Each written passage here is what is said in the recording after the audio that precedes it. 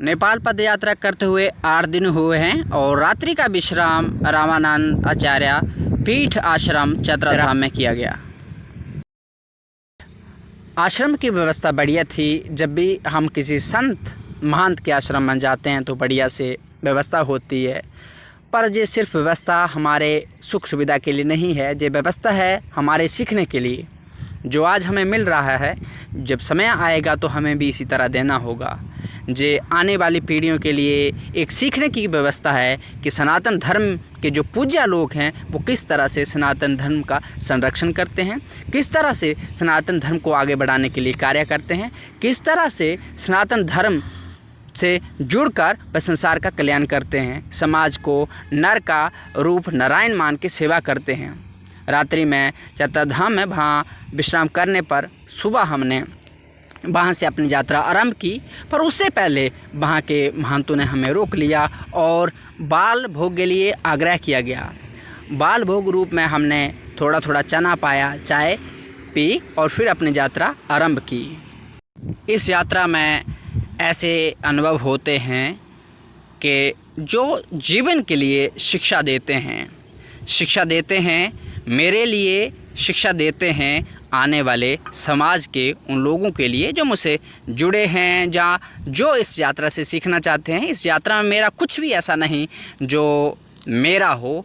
मैंने जो सीखा, जो सीख रहा हूँ, समाज से सीख रहा हूँ, जो सीख रहा हूँ आपके साथ बांट रहा हूँ।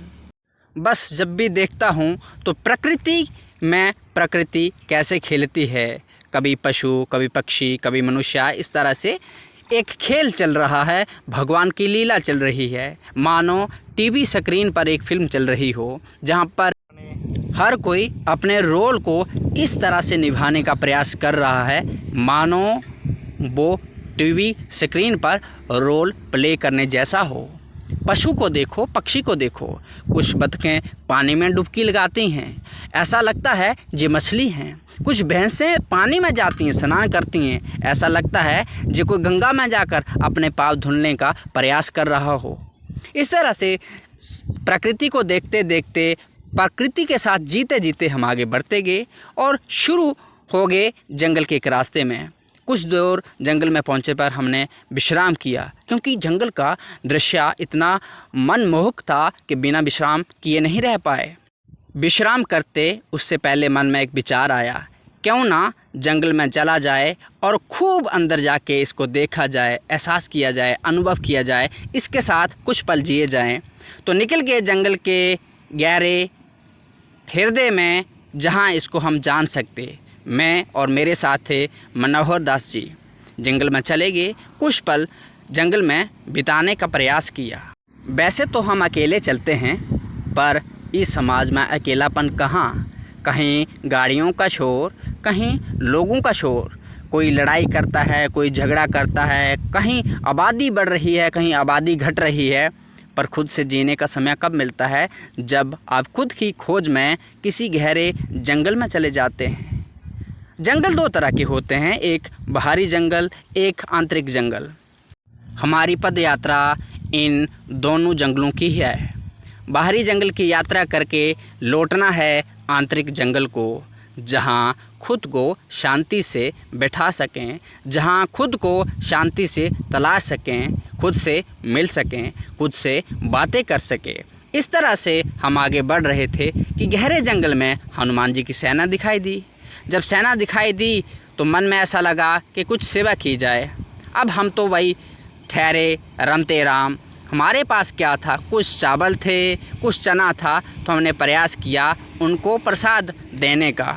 उनको प्रसाद पवाया और आगे बढ़ते बढ़ते आखिर पहुँच ही गए उस स्थान पर जो आज का पड़ाव स्थान था।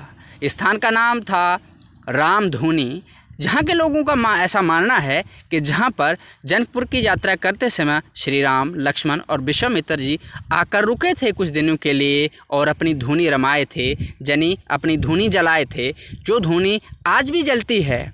जहाँ के लोगों का मानना है कि अगर ये धूनी बुझ जाए तो पिंडेश्वर महादेव से जहाँ पर आग आती है, और पिंडेश्वर महादेव में अगर धूनी बुझ जाए तो जहाँ से आग जाती है। मंदिर में पहुंचकर रामधुनी के दर्शन किए गए और फिर पूछताछ की रात्रि रुकने की व्यवस्था के लिए। कुछ लोगों ने ठुकराया तो कुछ लोगों ने बाहें फैलाकर अपनाया। रात्रि रुकने का स्थान मिला, भोजन की व्यवस्था हुई और शांति से आसन लगा के भजन, चिंतन, कीर्तन किया गया। अपने सनातन धर्म को लेके कुछ बातें जो मन में खटकती हैं, बहुत दुख देती हैं। जिन लोगों को सनातन संस्कृति का संरक्षक बनाकर बैठाया गया, वे इसे सनातन संस्कृति का केंद्र ना मान के, वे इसे आस्था का केंद्र ना मान के एक आय का साधन समझ बैठते हैं, जिसके कारण फिर लोगों का जो विश्वास, जो श्रद्धा होती है सनातन के प्रति, वो घटने लगती है। पर कुछ लोग इस सनातन संस्कृति के लिए अपना जीवन तक दांव में लगा देते हैं। जो लगा रहे हैं वो प्रयास करते हैं जे एक संस्कृति का, एक आस्था का केंद्र अभी भी बना रहे, जहाँ पर आए जो कई दिनों से भूखा हो उसे खाने के लिए अन्न मिले, जहाँ पर कोई आए जिसके लिए रुकने की कोई व्यवस्था ना हो उसे आशा मिले, उसे आशा मिले, उसे प्रेम मिले, उसे वो मिले जिसकी तलाश में वो जहाँ आया है। रात्रि में गुरु नानक देव जी के बड़े पुत्र चंद्रदेव महाराज जी के द्वारा स्थापित उदासीन परंपरा के एक आश्रम में विश्राम किया गया और जीवन के लिए सीख ली गई कि सेवा कैसे की जाती है और करनी चाहिए।